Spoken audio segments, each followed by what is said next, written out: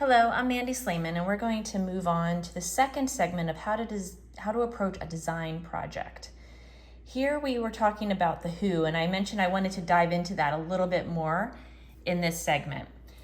So we discussed the customer. The mass retailer and the end consumer are both your customer. This is for a girls to 7 to 16 product line. And we discussed starting to think on the customer profile and what that means. So that's what we're going to talk about a little bit further now. So here I've outlined, we could start with traits and aspirations. So that's really your end consumer traits and aspirations. So for this product line, we want it to be bold. So this is a trait or aspiration of this end consumer. Adventurous.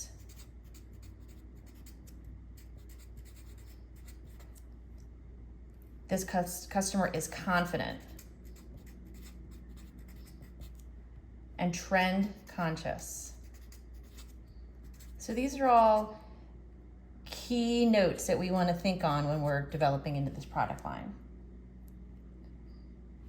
There's also attributes and values that this end consumer has towards the brand and product. So they want a brand they can relate to.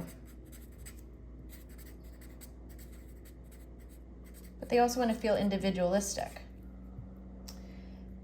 It needs to be innovative and creative.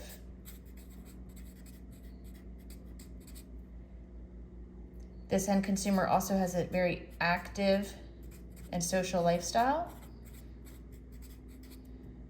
So the product needs to play into that lifestyle.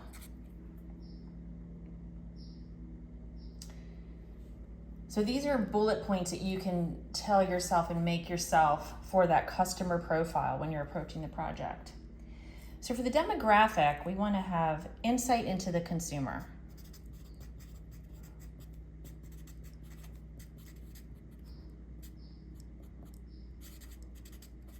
So where is this consumer shopping? I know we talked a little bit about identifying that this is going to be a brick and mortar project or online, but let's assume it's brick and mortar only for this purpose. So you know that as a mass retailer, is your client a publicly traded company? If so, you can find out a lot of great information on the retailer, even online. So you go into investor relations, obviously, you look at quarterly reports, any financial presentations. You want to listen to management calls as well. There's a lot of great insight into that. And the executive teams are going to speak to their demographics, their consumers, how their business is going, where are their stores located. So in what parts of the world or country are these stores going to be in? This also plays into your demographic. You want to follow on social. You want to think on, what kind of consumers are attracted to the retailer, to the product line, see who's tagging their product. So you definitely want to do your research. That's key.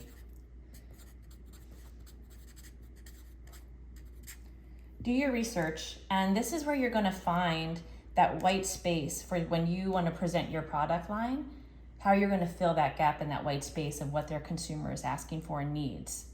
So that's really going to get you to the next step of your project, and that's when we'll come back and talk a little bit further on how to dive into that and into the what.